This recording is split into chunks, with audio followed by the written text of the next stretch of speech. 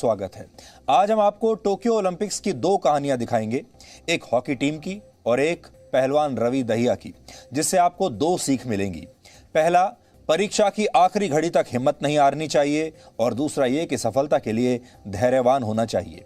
भारतीय hockey team ने match के आखिरी 6 सेकंड में मैच बदल दिया और रवि दहिया ने भी आखिरी 50 सेकंड में हारा हुआ सेमीफाइनल मैच जीत लिया। लेकिन रवि दहिया के सेमीफाइनल मैच में एक ऐसी बात हुई जिसकी चर्चा नहीं हो रही। आज हम तस्वीरों के जरिए आपको दिखाएंगे कि कजाकिस्तान के पहलवान ने कैसे इस मुकाबले के दौरान रवि दहिया के बाजू को अपनी दांतों से काट लिया और धोखे से इस मुकाबले को उसने जीतने की कोशिश की। हमारे देश ने ओलंपिक खेलों में हॉकी में मेडल जीतने के लिए 41 वर्ष का लंबा इंतजार किया, जो हमें आज मिल गया।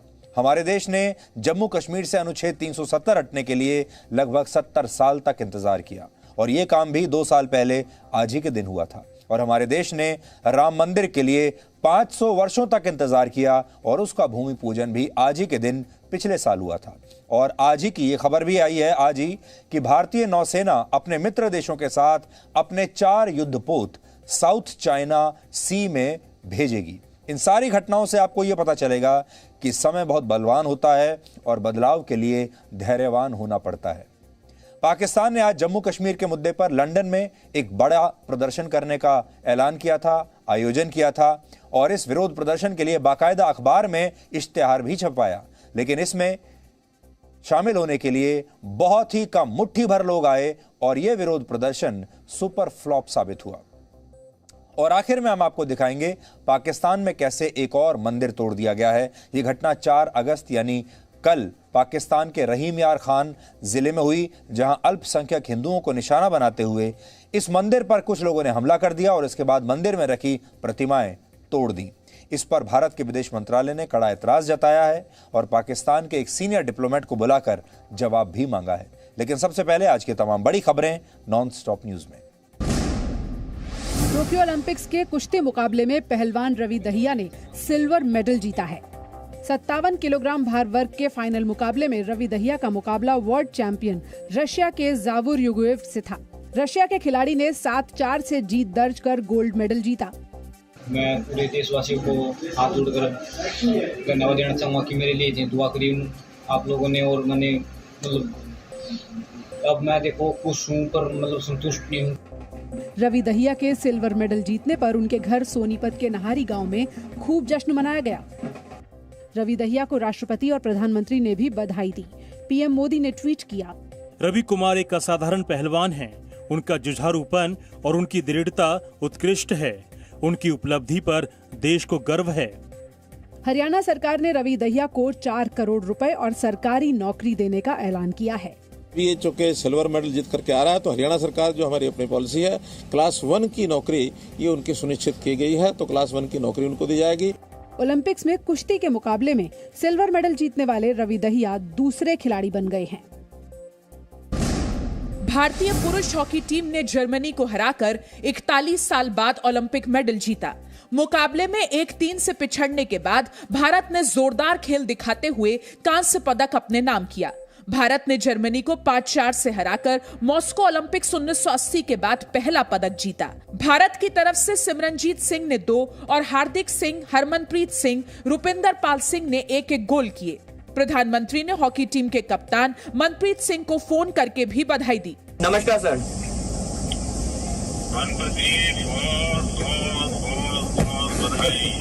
Thank you so much sir. Thank you sir.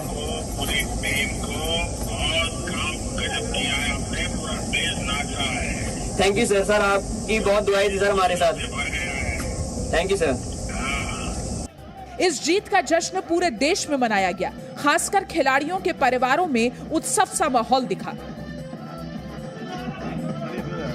कल भारतीय महिला हॉकी टीम का भी कांस्य पदक के लिए ग्रेट ब्रिटेन से मुकाबला होगा। जम्मू कश्मीर में अनुच्छेद 370 हटाने के 2 साल पूरे हो गए। पहली बार अलगाववादियों के बंद के आह्वान को बेअसर करते हुए श्रीनगर का लाल चौक खुला रहा। बंद का बाजार से लेकर ट्रैफिक तक कहीं असर नहीं दिखा। बीजेपी समेत कई संगठनों ने जम्मू कश्मीर के कई हिस्सों में तिरंगा यात्रा निकाली। 370 हटाने के 2 साल पूरे होने पर प्रधानमंत्री ने भी अहम संदेश दिया। 2 साल पहले देश ने एक भारत श्रेष्ठ भारत की भावना को और सशक्त किया था। आर्टिकल 370 को हटाकर जम्मू कश्मीर के हर नागरिक को हर अधिकार, हर सुविधा का पूरा भागीदार बनाया गया। वहीं पीडीपी अध्यक्ष महबूबा मुफ्ती ने चुनिंदा लोगों के साथ पैदल मार्च निकालने की कोशिश की, उन्हें रोक दिया गया। हमारे हजारों लोग जेलों में सड़ रहे हैं इस वक्त। यहाँ इसको पूरे जम्मू कश्मीर को जेल बना के रखा है। बिलखुसूस वादी को बात नहीं करने देते, बाहर नहीं निकलने देते। ये कैसी नॉर्मलसी है? नेशनल कॉन्फ्रेंस के नेता उमर अब्दुल्ला ने 370 हटाने को सदमा बताते हुए कहा कि उन्हें सुप्रीम कोर्ट से न्याय का भरोसा है। इससे पहले 370 हटाने के 2 साल पूरे होने पर राज्य में कई नए कार्यक्रमों की शुरुआत हुई। राज्य की नई फिल्म पॉलिसी जारी की गई, जिसके लिए अभिनेता आमिर खान श्रीनगर पहुंचे। पाकिस्तान के रहीम यार खान शहर के गणेश मंदिर में तोड़फोड़ पर भारत सरकार ने कड़ी नाराजगी जताई है। विदेश मंत्रालय ने आज पाकिस्तान के डिप्लोमेट को तलब करके पाकिस्तान में हिंदुओं और उनके मंदिरों को सुरक्षा देने को कहा। पाकिस्तान के भोंग शहर में हिंसक भीड़ ने कल मंदिर की सारी मूर्तियां तोड़ दी थी। आरोप है कि तोड़फोड़ के लिए एक मदरसे से उकसाया गया था। Incidents of violence, discrimination and persecution against minority communities, including attacks on places of worship, have continued unabated in Pakistan. Various temples and gurdwaras have been attacked. These incidents are occurring at an alarming rate. Bharat के ऐतराज के बाद पाकिस्तान के प्रधानमंत्री इमरान खान ने हमले की निंदा करते हुए ट्वीट किया। मैंने आज ही पंजाब को दोषियों की गिरफ्तारी को कहा है। सरकार गणेश मंदिर का दोबारा निर्माण भी कराएगी। इससे पहले खैबर पख्तूनख्वा में 100 साल पुराने मंदिर पर और 2020 में सिंध के देवी मंदिर पर भी हमला हुआ था।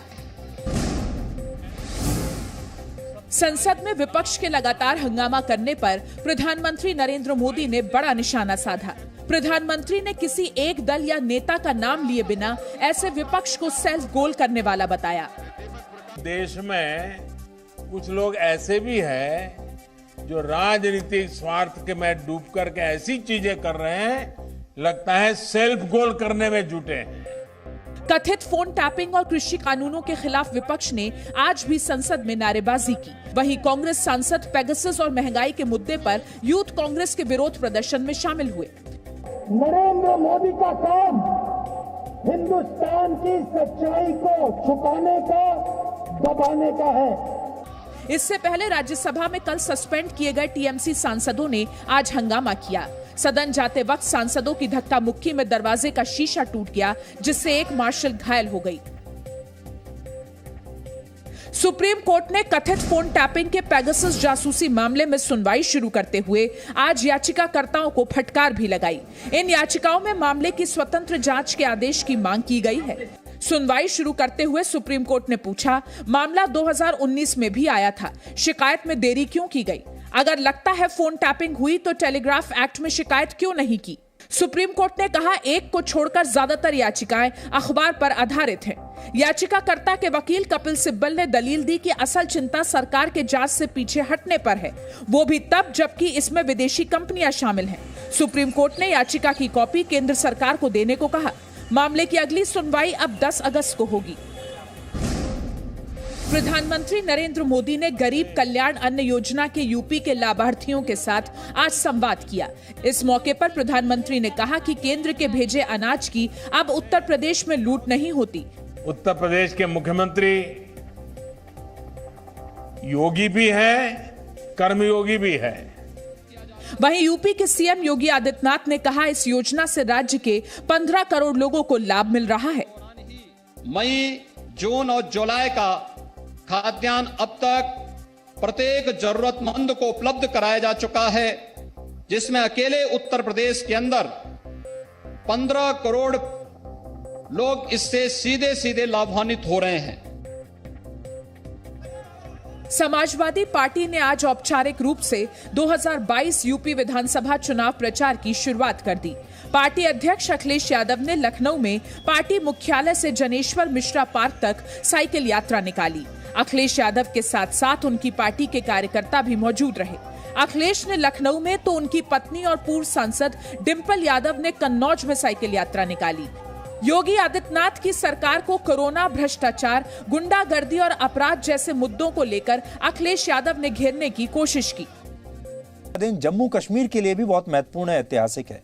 5 अगस्त 2019 को जम्मू कश्मीर से अनुच्छेद 370 और धारा 35A हटा दी गई थी और इसके तहत तब जम्मू कश्मीर को वर्ष 1950 में भारतीय संविधान के तहत दिया गया विशेष राज्य का दर्जा समाप्त कर दिया गया था और जम्मू कश्मीर एक देश, एक विधान और एक संविधान के दायरे में आ गया था। यानी आज ही के दिन जम्मू कश्मीर और भारत ने एक नए युग में प्रवेश किया था।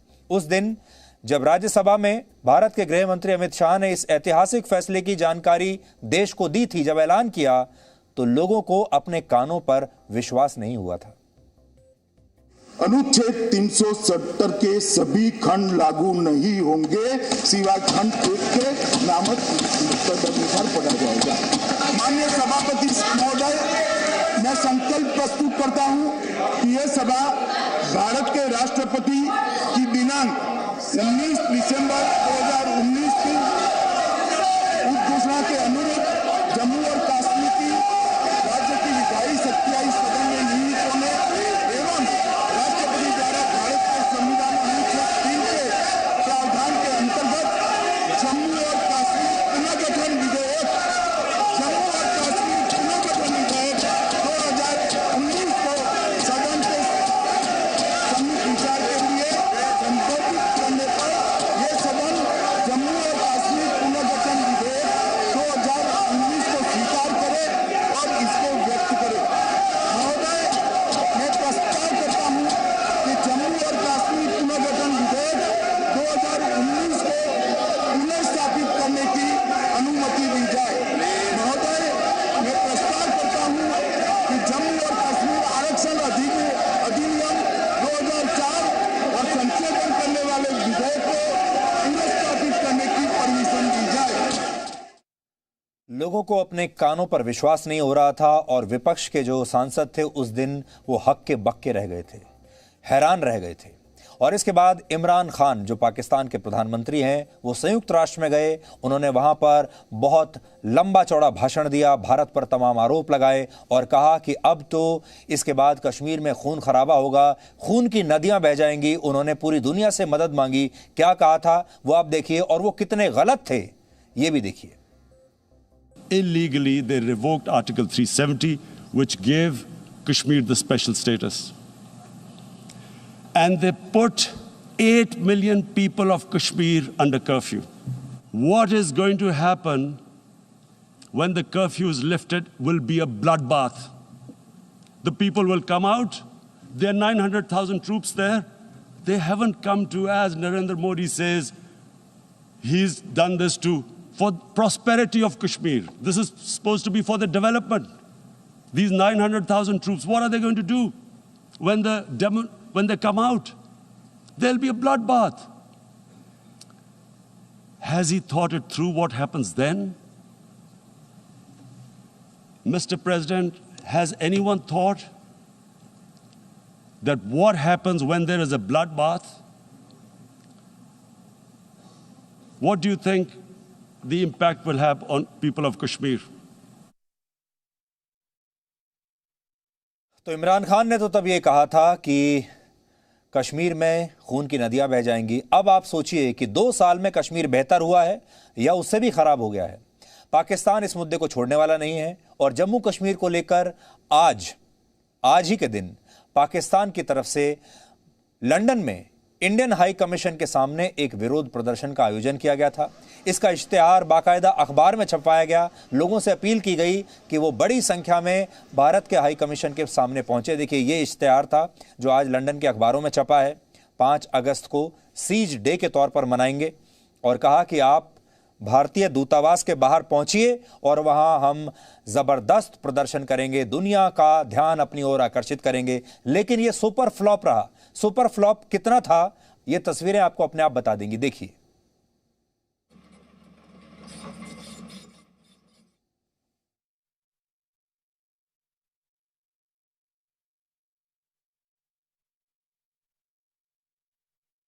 बहुत ही कम लोग शामिल हुए, मुट्ठी भर लोग शामिल हुए। और ये तस्वीरें देखकर आप समझ सकते हैं कि सिर्फ मुट्ठी भर लोग वहां पर आए और इन्हें किसी से भी कोई समर्थन नहीं मिला।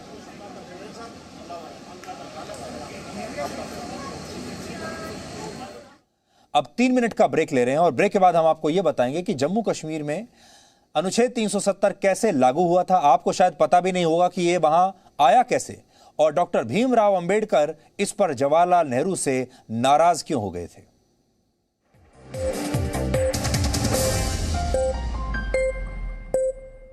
हाँ, सच पर सवाल उठाने लगे, काले को सफेद बताकर हकीकत देश से छिपाने लगे। तब जरूरी है सच के साथ हर खबर को देश हित में देश के सामने रखना। देश हित।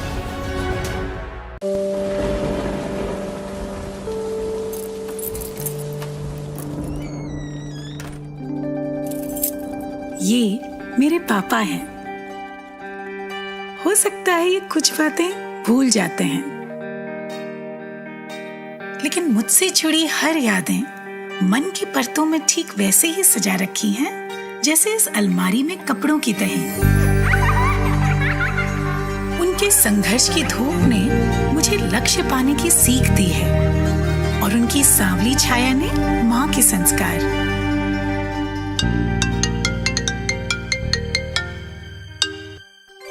प्रणाम पापा। जीते रहो। आज तो हाँ पता है, आज आपके लिए बहुत स्पेशल दिन है। आज मैं आपको बहुत मिस कर रही हूँ पापा।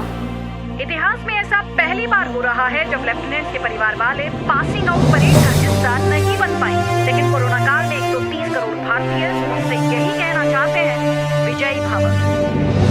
पापा कहते हैं कि संभव की सीमा जानने के लिए असंभव से आगे निकलना पड़ता है, और योद्धा वही है जिसके मन में गौरवशाली परंपराओं के लिए सम्मान हो और जिसके कंधों पर अपने देश का अभिमान हो। Ladies and gentleman, lieutenant Anjali Kumar. Zee News, परंपरा संस्कारों की।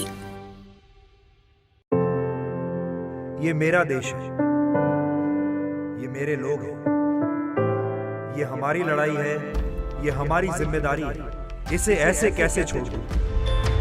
क्योंकि जब आप मुस्कुराते हैं तो मैं मुस्कुराता हूं। जब आपका दिन अच्छा गुजरता है तो मैं भी सुकून से सोता हूं। नमस्कार, मैं हूं सुधीर चौधरी और डीएनए में आपका स्वागत है। ये मेरा देश है, ये मेरे लोग हैं।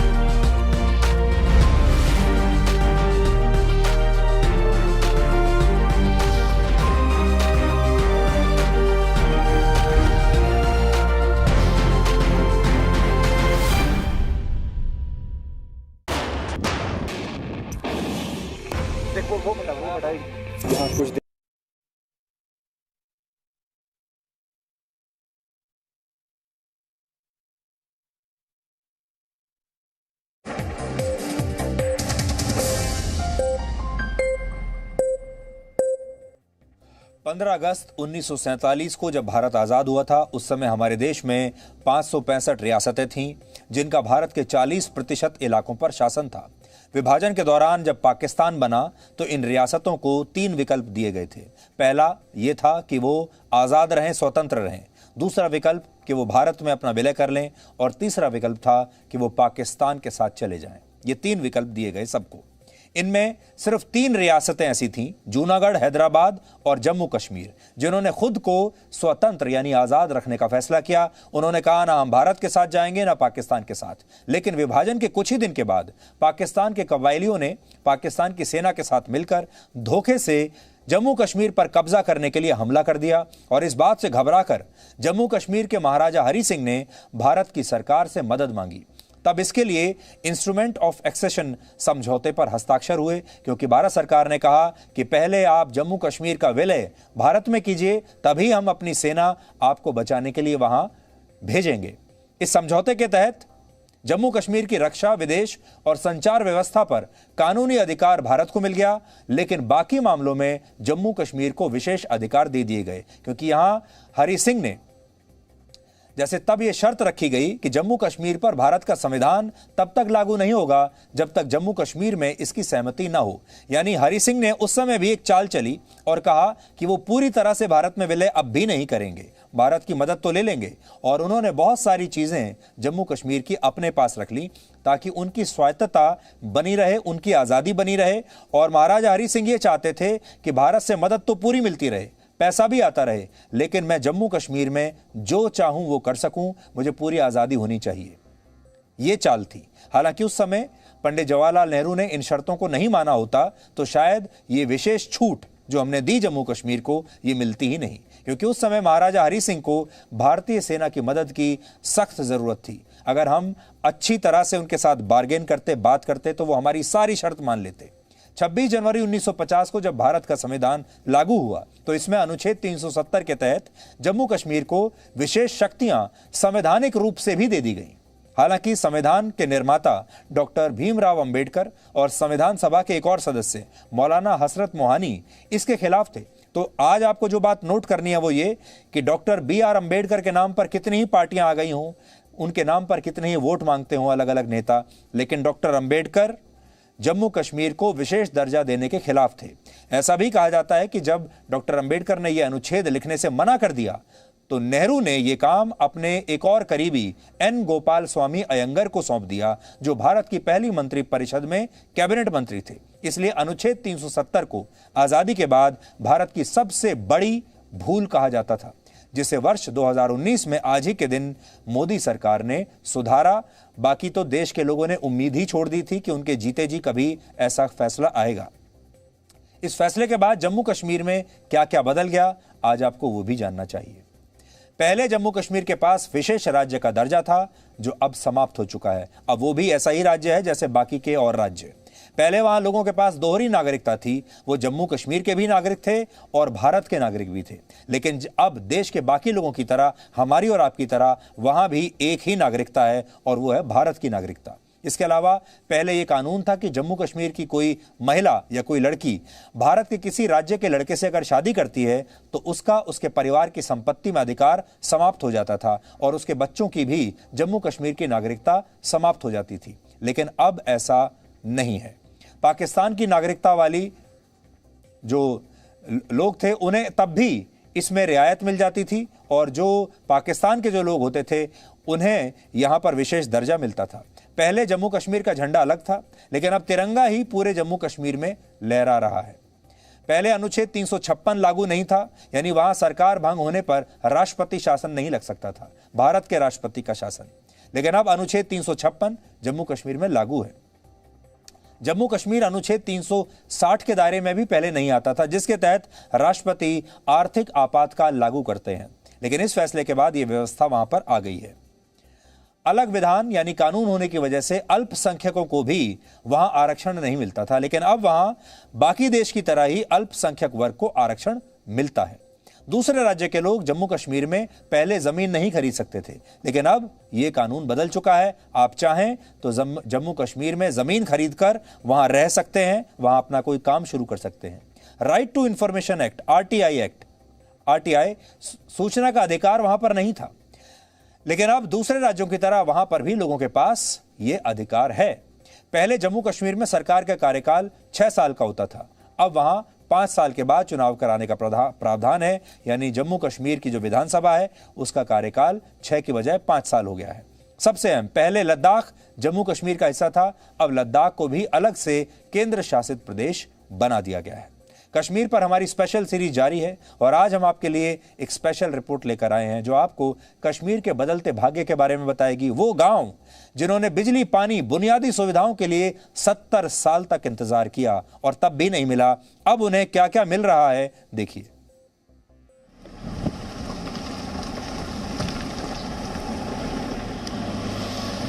पूछने वाले पूछते हैं कि अनुच्छेद 370 के हटने से कश्मीर की सेहत पर क्या फर्क पड़ा। ऐसे लोगों को जवाब ये तस्वीरें देंगी।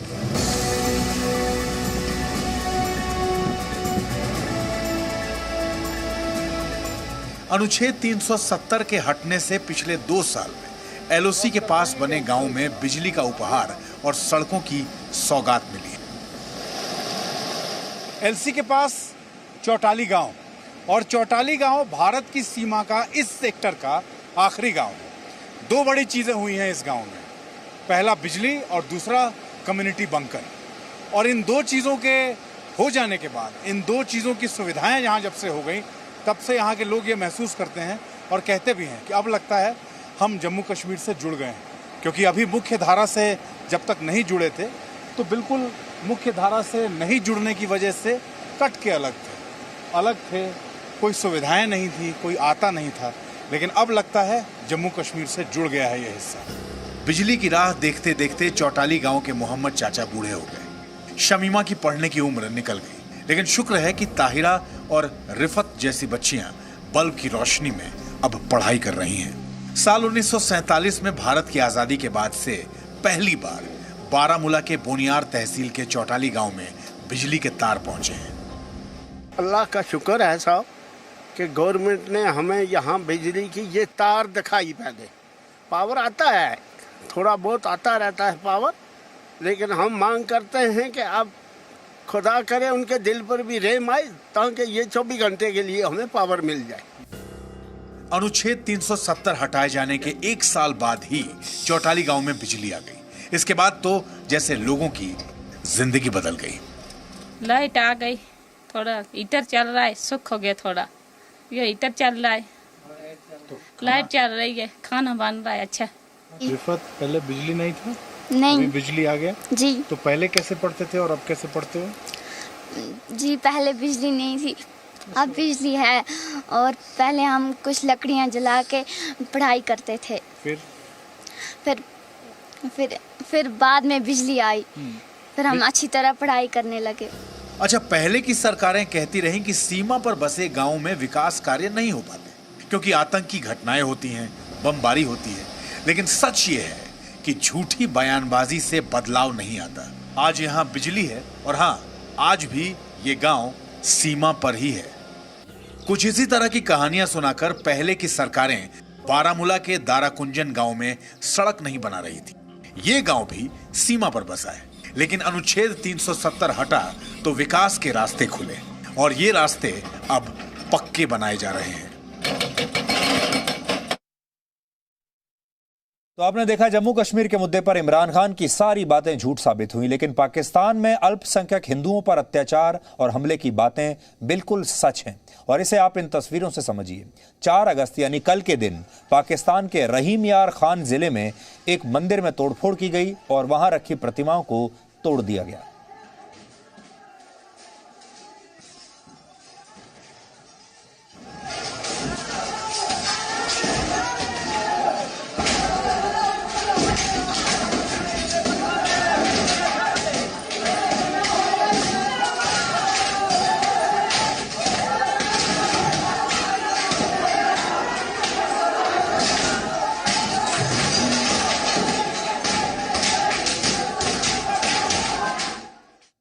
पाकिस्तान के प्रधानमंत्री इमरान खान ने इस घटना की निंदा की है, लेकिन यह निंदा दिखावटी है। भारत के विदेश मंत्रालय ने इस तोड़फोड़ पर कड़ा एतराज जताया है और पाकिस्तान के एक सीनियर डिप्लोमेट को बुलाकर इस पर जवाब भी मांगा है। तो अब आप सोच लीजिए, पाकिस्तान जो कहता था जम्मू कश्मीर के बारे में वो सब गलत निकला, लेकिन उसने अपने यहाँ क्या हालात बनाकर रखे हुए हैं ये आप देख सकते हैं। हमने आपसे आज कहा था हम आपको और भी कई खबरें दिखाएंगे, लेकिन आज हम अपने समय सीमा को पार कर चुके हैं, इसलिए वो सारी खबरें हम आपको आने वाले दिनों में दिखाएंगे। इसलिए अब आखिर में समय है आज का सवाल पूछने का। आज आपको ये बताना है कि सड़कों पर पहली बार इलेक्ट्रिक ट्रैफिक लाइट्स कहां पर लगाई गई थी। आप रिसर्च कीजिए और ब्रेक के बाद हम आपको इस सवाल का सही जवाब बताएंगे।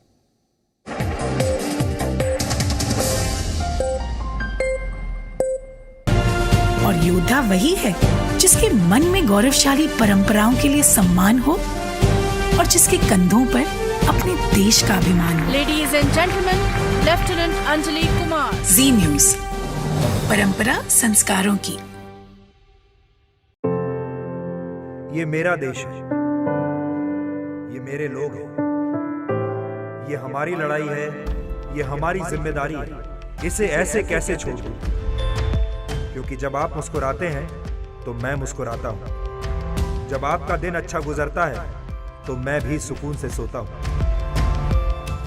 नमस्कार, मैं हूं सुधीर चौधरी और डीएनए में आपका स्वागत है। ये मेरा देश है, ये मेरे लोग हैं।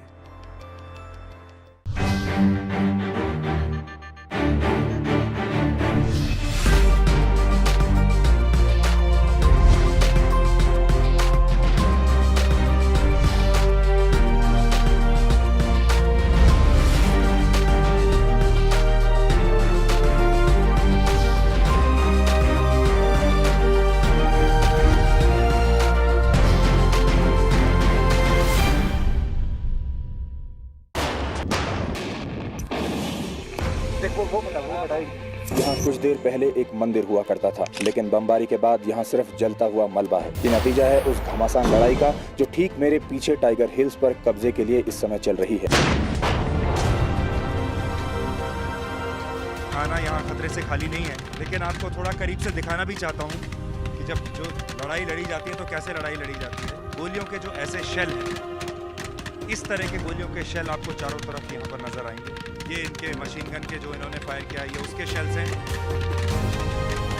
फॉरवर्ड डिफेंस लाइन पर ये जगह ऐसी जगह है जहां आपका किस्मत का धनी होना बहुत जरूरी है, क्योंकि हर तरफ से गोलियां चल रही हैं और कोई भी गोली कभी भी आकर आपको लग सकती है।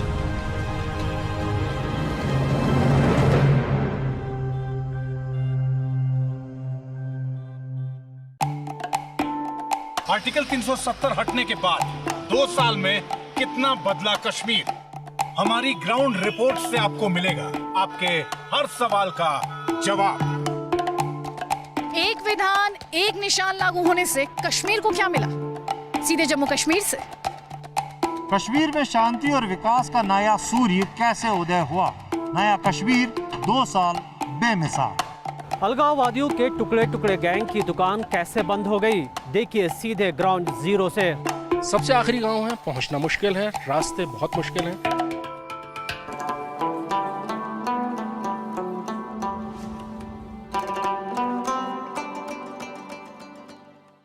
सत्ता के लालच में जब नेता सच पर सवाल उठाने लगे, काले को सफेद बताकर हकीकत देश से छिपाने लगे, तब जरूरी है सच के साथ हर खबर को देश हित में देश के सामने रखना। देश हित।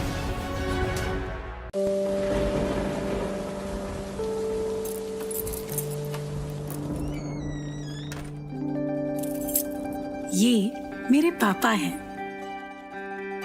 हो सकता है ये कुछ बातें भूल जाते हैं, लेकिन मुझसे जुड़ी हर यादें मन की परतों में ठीक वैसे ही सजा रखी हैं जैसे इस अलमारी में कपड़ों की तहें। उनके संघर्ष की धूप ने मुझे लक्ष्य पाने की सीख दी है और उनकी सांवली छाया ने माँ के संस्कार।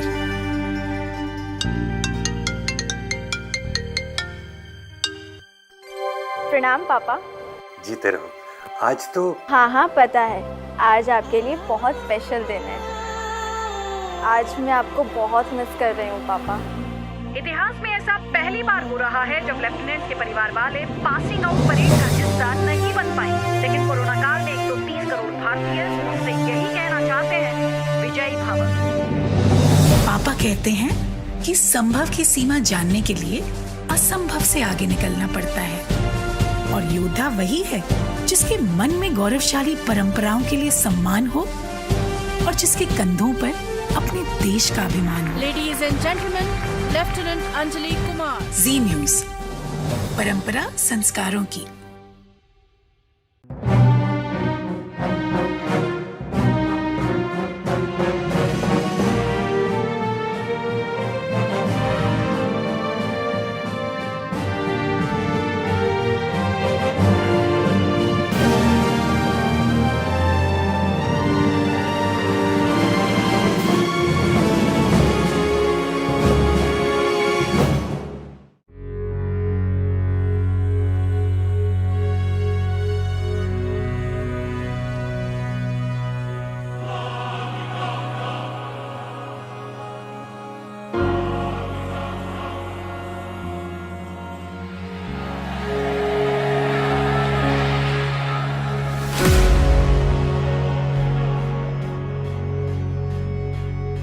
Good evening and welcome to Z News Bulletin.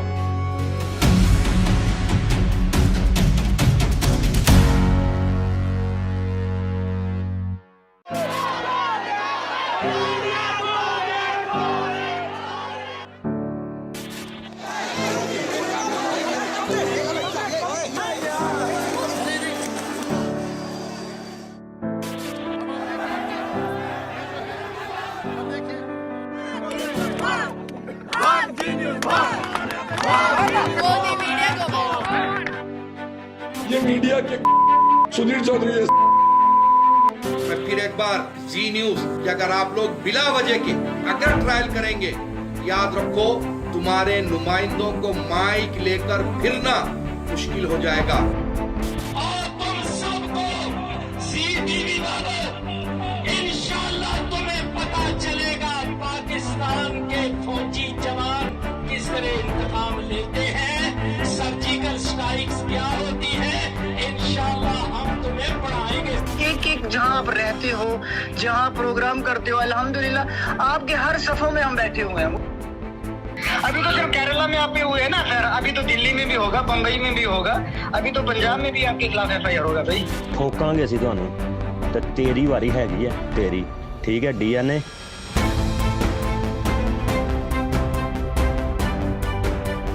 Pakistan की धमकियों से डरने की कोई सुधीर चौधरी जी को जरूरत नहीं है। हम सब साथ में हैं इनके। सुधीर चौधरी जी ने बहुत बेहतरीन कार्य किया। इनको पीछे नहीं हटना चाहिए, हम लोग सब इनके साथ हैं। इतिहास वही लोग रचते हैं जो किसी चीज की परवाह नहीं करते और निडर होकर फैसले लेते हैं।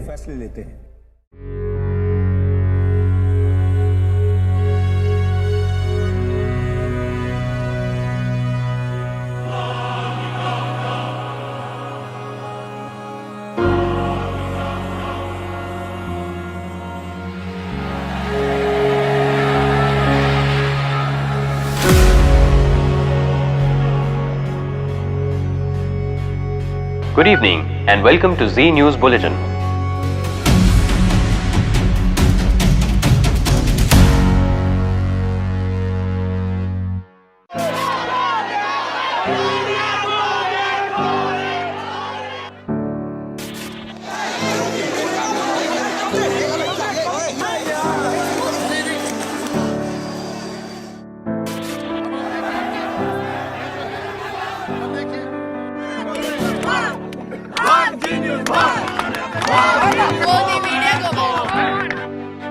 ये मीडिया के सुधीर चौधरी है।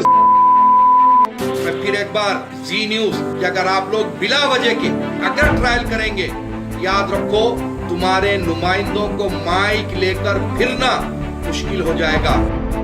और तुम सबको ज़ी-टीवी वालों, इंशाअल्लाह तुम्हें पता चलेगा पाकिस्तान के फौजी जवान किस तरह इंतकाम लेते हैं, सर्जिकल स्ट्राइक्स क्या होती है, इंशाअल्लाह हम तुम्हें पढ़ाएंगे। एक जहां आप रहते हो, जहां प्रोग्राम करते हो, अल्हम्दुलिल्लाह आपके हर सफों में हम बैठे हुए हैं। अभी तो सिर्फ केरला में आप हुए हैं ना, खैर अभी तो दिल्ली में भी होगा, बंबई में भी होगा, अभी तो पंजाब में भी आपके खिलाफ FIR होगा भाई। ਠੋਕਾਂਗੇ ਅਸੀਂ ਤੁਹਾਨੂੰ ਤੇ ਤੇਰੀ ਵਾਰੀ ਹੈਗੀ ਹੈ ਤੇਰੀ, ਠੀਕ ਹੈ DNA।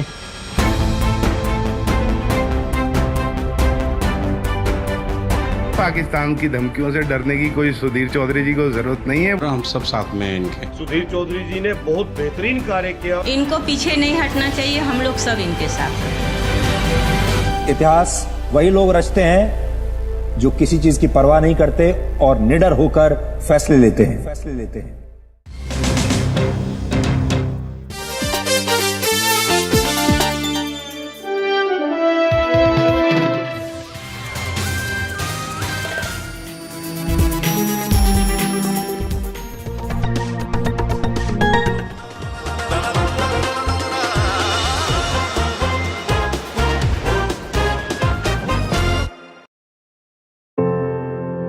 ये मेरा देश है, ये मेरे लोग हैं, ये हमारी लड़ाई है, ये हमारी जिम्मेदारी है। इसे ऐसे कैसे छोड़ दूं? क्योंकि जब आप मुस्कुराते हैं तो मैं मुस्कुराता हूं। जब आपका दिन अच्छा गुजरता है तो मैं भी सुकून से सोता हूं। नमस्कार, मैं हूं सुधीर चौधरी और डीएनए में आपका स्वागत है। ये मेरा देश है, ये मेरे लोग हैं। सत्ता के लालच में जब नेता सच पर सवाल उठाने लगे, काले को सफेद बताकर हकीकत देश से छिपाने लगे, तब जरूरी है सच के साथ हर खबर को देश हित में देश के सामने रखना। देश है।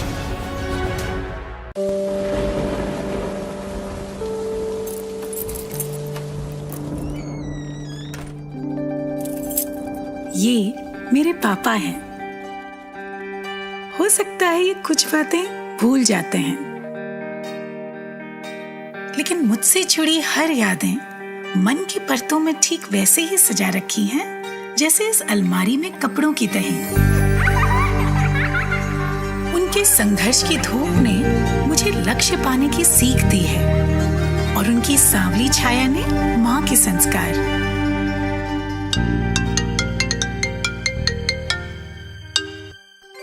प्रणाम पापा। जीते रहो। आज तो हाँ पता है, आज आपके लिए बहुत स्पेशल दिन है।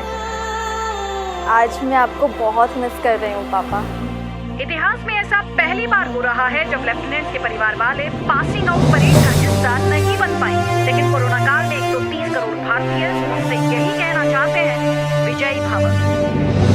पापा कहते हैं कि संभव की सीमा जानने के लिए असंभव से आगे निकलना पड़ता है, और योद्धा वही है जिसके मन में गौरवशाली परंपराओं के लिए सम्मान हो और जिसके कंधों पर अपने देश का अभिमान हो। Ladies and gentleman, lieutenant Anjali Kumar. Zee News, परंपरा संस्कारों की।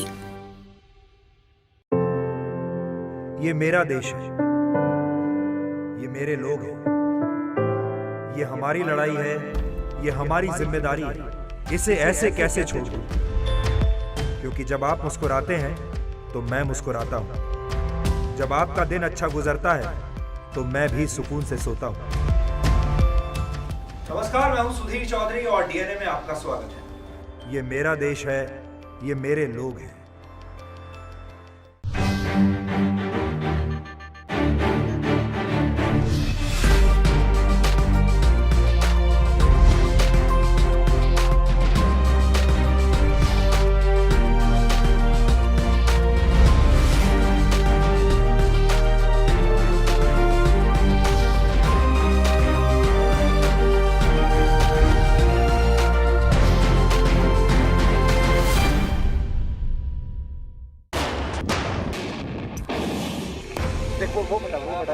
यहाँ कुछ देर पहले एक मंदिर हुआ करता था, लेकिन बमबारी के बाद यहाँ सिर्फ जलता हुआ मलबा है। ये नतीजा है उस घमासान लड़ाई का जो ठीक मेरे पीछे टाइगर हिल्स पर कब्जे के लिए इस समय चल रही है। खाना यहाँ खतरे से खाली नहीं है, लेकिन आपको थोड़ा करीब से दिखाना भी चाहता हूँ कि जब जो लड़ाई लड़ी जाती है तो कैसे लड़ाई लड़ी जाती है। गोलियों के जो ऐसे शेल हैं, इस तरह के गोलियों के शेल आपको चारों तरफ यहाँ पर नजर आएंगे। ये इनके मशीन गन के जो इन्होंने फायर किया, ये उसके शेल्स हैं। फॉरवर्ड डिफेंस लाइन पर ये जगह ऐसी जगह है जहां आपका किस्मत का धनी होना बहुत जरूरी है, क्योंकि हर तरफ से गोलियां चल रही हैं और कोई भी गोली कभी भी आकर आपको लग सकती है। और अब देखते हैं कि आज के इतिहास में क्या लिखा है। दक्षिण अफ्रीका के पूर्व राष्ट्रपति नेल्सन मंडेला को वर्ष 1962 में आज ही के दिन जेल में बंद कर दिया गया था। इसके 28 वर्षों के बाद 1990 में उन्हें जेल से रिहा किया गया।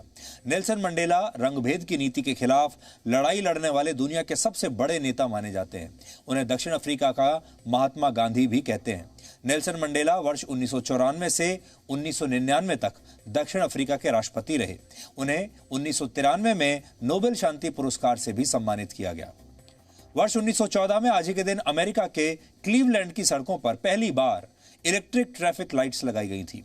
इस इलेक्ट्रिक ट्रैफिक सिग्नल में लाल और हरी लाइट के साथ एक बजर भी था जो ट्रैफिक लाइट के बदलाव का संकेत देता था। हालांकि इससे पहले लंदन में वर्ष 1868 में गैस से रोशनी देने वाली ट्रैफिक लाइट्स का इस्तेमाल हुआ करता था, लेकिन अक्सर गैस लीक होने की वजह से इनमें विस्फोट हो जाता था।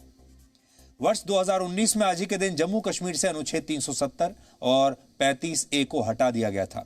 अनुच्छेद 370 और धारा 35A के तहत जम्मू कश्मीर को विशेष दर्जा हासिल था। यह अनुच्छेद हटने से पहले जम्मू कश्मीर का अपना अलग संविधान और अलग ध्वज था और वहां की सरकार अपने कानून बनाने के लिए आजाद थी। यानी आजादी के बाद से 72 वर्षों तक भारत में एक देश, दो विधान और दो निशान का सिस्टम चलता रहा और किसी ने इसे सही करने की कोशिश नहीं की। लेकिन 5 अगस्त 2019 को जम्मू कश्मीर से ये विशेष दर्जा वापस ले लिया गया और जम्मू कश्मीर और लद्दाख को 2 केंद्र शासित प्रदेशों में बांट दिया गया। लेकिन जैसा कि आज हमने आपको बताया, संविधान निर्माता डॉक्टर BR अम्बेडकर जम्मू कश्मीर में धारा 370 लागू करने के खिलाफ थे और चंद्रमा पर कदम रखने वाले पहले इंसान नील आर्मस्ट्रांग का जन्म वर्ष 1930 में आज ही के दिन हुआ था। अंतरिक्ष यात्री बनने से पहले नील आर्मस्ट्रांग अमेरिका की नौसेना में एक अफसर हुआ करते थे और उन्होंने कोरियन युद्ध में भी हिस्सा लिया था। वर्ष 1969 में 20 जुलाई को नासा का अंतरिक्षयान अपोलो 11 इंसान को पहली बार चंद्रमा की सतह तक पहुंचाने में कामयाब हुआ और नील आर्मस्ट्रांग और उनके साथी एडविन ऑल्ड्रिन ने शोध के लिए चंद्रमा की सतह से पत्थर और मिट्टी के सैंपल्स भी लिए थे। तो डीएनए में आज इतना ही। अब आपसे हमारी मुलाकात होगी कल रात 9 बजे। तब तक आप खुश रहिए, सुरक्षित रहिए, स्वस्थ रहिए और आप सब भारत के ओलंपिक मेडल से इस तरह खुश हो रहे हैं जैसे आपने अपने जीवन में ही कोई बहुत बड़ी उपलब्धि हासिल कर ली हो, जबकि आप उन खिलाड़ियों को जानते तक नहीं। इसी को असली राष्ट्रवाद कहते हैं। नमस्कार।